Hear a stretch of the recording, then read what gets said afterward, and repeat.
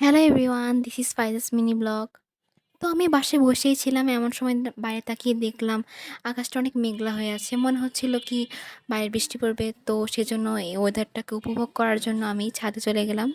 তো ছাদে এসে দেখলাম অনেক সুন্দর একটা ওয়েদার, অনেক ভালো লাগতেছিল এই ওয়েদারটাতে আমার। আর ওয়েদারটা উপভোগ করার জন্য ঠান্ডা আর মৃদু বাতাস তো আছেই। সত্যি যখনই আমি এই ওয়েদারটাকে উপভোগ করার জন্য ছাদে যাই, তখন মনে হয় পৃথিবীর সব সুখ যেন এখানেই। তো আমি ওয়েদারটাকে উপভোগ করার জন্য ছাদে ঘোরাঘুরি করছিলাম।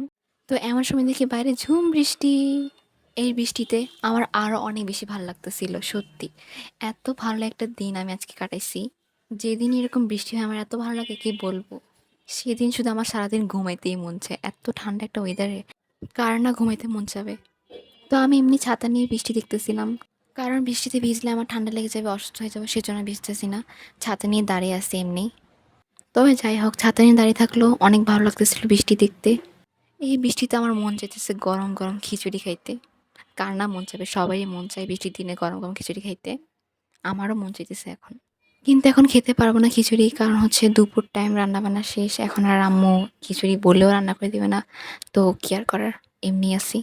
তো কেমন লেগেছে আপনাদের আমার মিনি ব্লগ অবশ্যই কমেন্টে জানাবেন এবং লাইক কমেন্ট করে যাবেন আর অবশ্যই সাবস্ক্রাইব করে যাবেন।